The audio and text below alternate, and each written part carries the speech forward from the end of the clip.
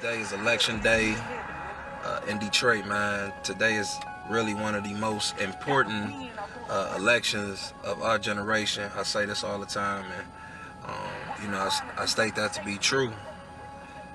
Just on the strength of, we really at the fork in the road in the city of Detroit. Over the past few years, everything has boiled up to this point.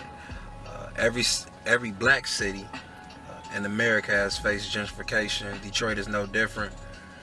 So that's what we face with here today. You know what I mean? It's either people is going to get out and vote for Mike Duggan, who is pro-gentrification, who has an agenda for big corporations, who is disconnected to the community, disconnected to the people, most importantly, in my opinion, disconnected to the youth and the younger generation of black people coming up in the city. I feel like, that's some of his, anybody who vote for him, if you a black man or woman in the city of Detroit, you voting against the youth, man, and you voting against black opportunity in the city of Detroit, which is historically enriched in black opportunity. So what we're doing if we vote for Mike Duggan is just really giving all that away. Everything that our ancestors and black people who have fought and worked so hard for in this city will be gone. And the black babies that's growing up today, they won't have another shot at true ownership in the city of Detroit, which is quite frankly, is the most hurtful thing about this entire election. And then we got Coleman Young Jr., who was the son of Coleman Young Sr., the first black mayor of the city of Detroit. And when you just think about his accomplishments and what he did for black people in this city, he really prolonged the gentrification process, right? So when he came in, he got rid of the predominantly white police force. It wasn't, City Hall wasn't so white anymore. Things started, he made a lot of black men, the same black men who's probably going out today voting for Mike Duggan. He made a lot of these black men rich in the city of Detroit and gave a lot of black people in this city opportunity. So his son is running this year for election, and a lot of people have certain things to say about him. He's not his dad, this, that, and the third. That's cool. He's not his father, but he still has his father bloodline, no matter what. And what that is saying is, you're giving up. How can you give up on Coleman Young Sr.'s son? I mean, this is the legacy that he had instilled in the city of Detroit, black Detroit. I'm talking about black Detroit. And people always want to jump on color, like, oh, we always talk about it, make it a race thing. We live in the United States of America. Everything is about race in this country. Everything is about black oppression in this country as well. So, it's always going to be about race. It's always going to be, especially when you have a population to which is anywhere from 83% black. It's going to definitely be about race. And, when majority of the city is not being taken care of, majority of the city is not the focal point of political views, then we have a problem. And that's what's going on with the administration with Mike Duggan. He doesn't have the best interest for the people of this city, and it's just so sad to see in the city of Detroit all of these Negroes, the older generation, man, just sell out like this. It's really embarrassing. That's why it'll probably continue to be a huge gap and separation from the older generation of black people and the younger generation of black people, because we just don't feel that shit. We not feeling this whole sellout cooning shit. For this guy to even be in office right now is embarrassing. To understand this, you have to go back to what young brother here referred to as the house Negro and the field Negro. Back during slavery, there was two kinds of slaves. There was the house Negro and the field Negro. The house Negro, they lived in the house with master. They dressed pretty good. They ate good because they ate his food, what he left.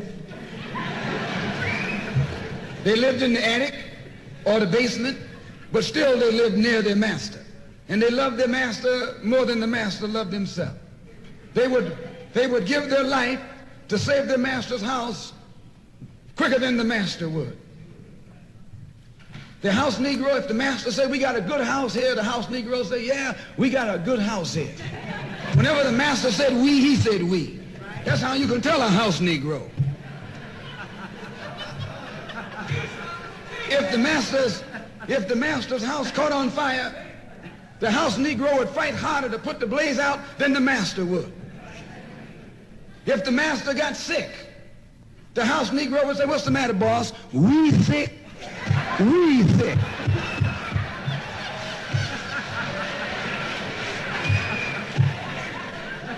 He identified himself with his master more than his master identified with himself. And if you came to the house Negro and said, let's run away, let's escape, let's separate, that house Negro would look at you and say, man, you crazy. What you mean separate? Where is there a better house than this? Where can I wear better clothes than this? Where can I eat better food than this? That was that house Negro. In those days, he was called a house nigger. And that's what we call him today, because we still got some house niggers running around here.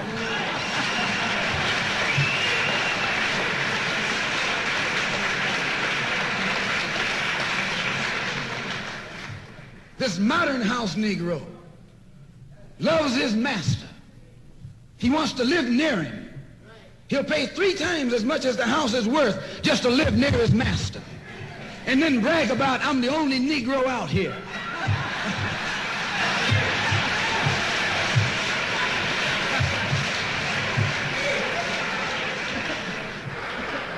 I'm the only one on my job. I'm the only one in this school. You're nothing but a house Negro. And if someone come to you right now and say, let's separate, you say the same thing that the house Negro said on the plantation. What you mean separate? From America? This good white man? Where you gonna get a better job than you get here? I mean, this is what you say. I ain't left nothing in Africa. That's what you say, while you left your mind in Africa.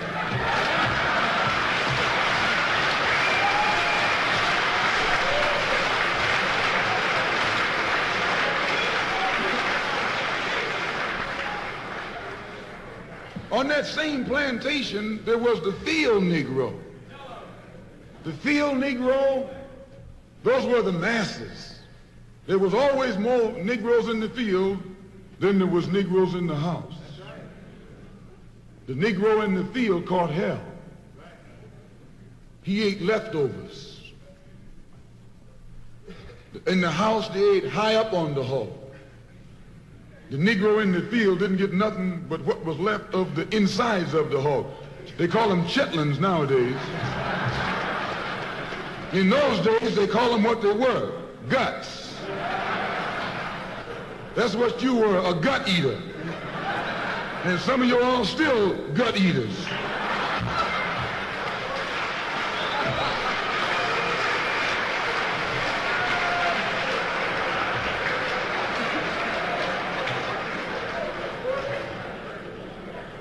The field Negro was beaten from morning till night. He lived in a shack, in a hut. He wore cast-off clothes. And he hated his master. I say he hated his master. He was intelligent. That house Negro loved his master. But that field Negro, remember, they were in the majority. And they hated the master. When the house caught on fire, he didn't try and put it out. That field Negro prayed for a wind, for a breeze. When the master got sick, the field Negro prayed that he died. If someone come to the field Negro and said, let's separate, let's run, he didn't say, where are we going? He said, any place is better than here. Landslide, Detroit Mayor Mike Duggan was voted back into office Tuesday night. Well, thank you, Detroit! While there's excitement in the air, We're proud of him. He's done wonders around here, man.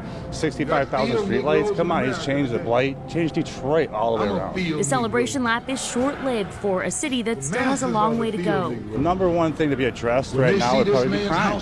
If you don't have one of these stickers after today, guess what? Don't say shit to me about our babies, about these schools. Don't have no conversation with me at all. If you having a conversation or trying to have a conversation with me about something that's going on in the state of the city, and I ask you I voted, if you take a picture and show me the date, if you don't have one of these, I ain't having no conversation with you about you. Because this is from 7 a.m. to 8 p.m. I done seen pregnant women that's about to go into labor out here voting. I done seen elders that's out here voting with getting assistance to get out here and vote. You know what I'm saying? So there's no reason why, you know what I'm saying, you didn't get out here and vote today. The state of the city. The house Negro, to keep the field Negroes in check. The same old slave master today has Negroes who are nothing but modern Uncle Toms, 20th century Uncle Toms, to keep you and me in check, keep us under control, keep us passive and peaceful and nonviolent. That's Tom making you nonviolent. It's like when you go to the dentist and the man is going to take your tooth. You're going to fight him when he starts pulling. So they squirt some stuff in your jaw called Novocaine to make you think they're not doing anything to you. So you sit there, and because you got all that Novocaine in your jaw, you suffer peacefully.